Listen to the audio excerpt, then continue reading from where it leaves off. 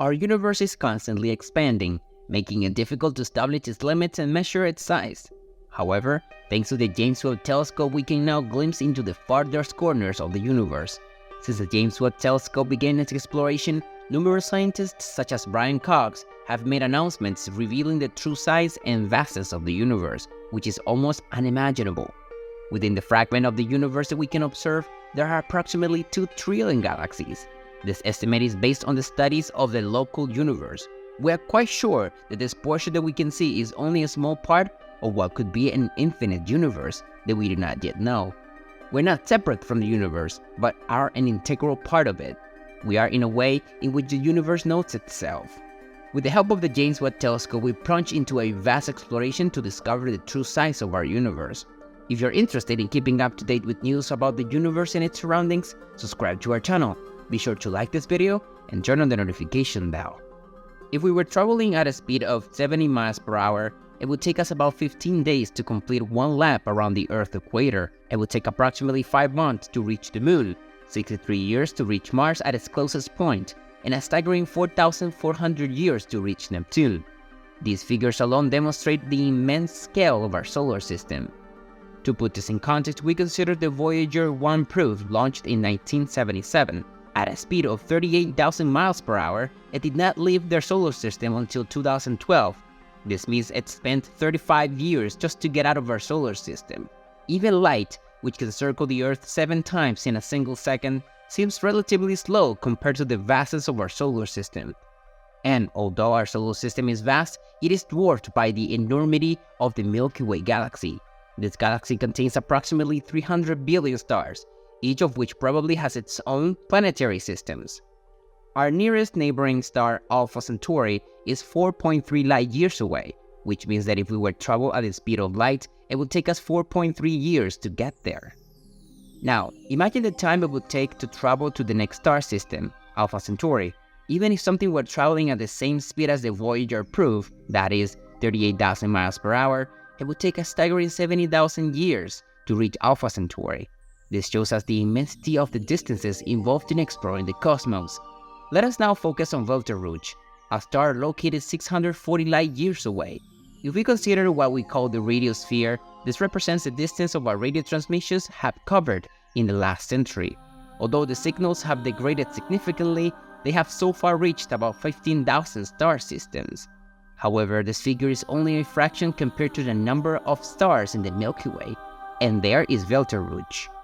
If you look at Volta-Rouge in the night sky tonight, you're actually seeing the light that is left its surface 640 years ago, about 100 years before Columbus set sail for the New World. This light has traveled for all that time and is just now reaching our planet. It is truly amazing to realize that Volta-Rouge on a universal scale is relatively close. To amaze you even more, we must consider that our radiosphere, which encompasses all human radio transmissions, is only a small dot within the immense expanse of the Milky Way. To help us imagine this, if we were to reduce our solar system to the size of a quarter of the United States, the entire Milky Way would be compared to the vastness of our planet. In this immense region, there will be about 300 billion star systems and their planets. We're just one of those 300 billion star systems floating in the midst of an unimaginably large number of stars and planets beyond our galaxy. At least 1 trillion more galaxies. Yes, 1 trillion. 1 trillion is an incredibly large number. To understand its magnitude, imagine a collection of 1,000 cats. Now, suppose that there are 1,000 groups of cats, each consisting of 1,000 cats. That would give us a total of 1 million cats.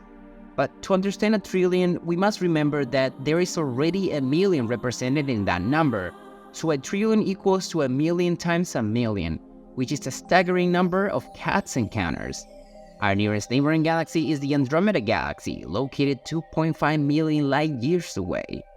Andromeda is rapidly approaching us at a tremendous speed. As this galaxy approaches, our night sky will undergo significant changes. This galaxy contains about 1 trillion stars, and when eventually collides with our own galaxy, the Milky Way, which has 300 billion stars, the chances of individual stars from both galaxies colliding with each other are quite slim. This illustrates the vastness of space and the low probability of direct interactions between stars within a galaxy. Galactic collisions, although rare at the level of individual stars, may even facilitate life between stars and galaxies. Galaxies are not static systems, but are dynamic and constantly evolving. As we move away from our galaxy, we find our local group of galaxies, followed by the Virgo cluster, which contains more than 1,500 galaxies. And Virgo, in turn, is part of a larger supercluster known as Laniakea, which contains approximately 100,000 galaxies. Each of these 100,000 galaxies has hundreds of billions of stars and planets of its own. And this is only a small part of the big picture. In the observable universe, there are another 10 million similar superclusters. As we zoom out and observe, we discover an increasing number of mapped galaxies, that is, determined galaxies. However, these mapped galaxies represent only a small fraction of what is actually out there. There are a staggering number of hundreds of billions of galaxies that are not yet been fully mapped. In addition, we must consider the cosmic background radiation, which represents the oldest detectable light, that is, the residual heat left over from the Big Bang. This radiation is a remnant of the early stages of the existence of the universe. The scale of the universe becomes even more staggering when we consider the vastness beyond the galaxies. We find regions in space known as cosmic voids, where matter is scarce compared to the rest of the universe. These cosmic voids are immense, spanning hundreds of millions of light years in diameter, and appear as vast expanses of seemingly empty space. However, these cosmic voids have the potential to give rise to the formation of future structures and galaxies. As we move deeper into the cosmos, we encounter cosmic filaments, which are colossal threads composed of dust, gas, and dark matter that stretch across billions of light years, connecting galaxies and galaxy clusters. These cosmic filaments form a cosmic web-like structure that binds the universe together in the gravitational interaction.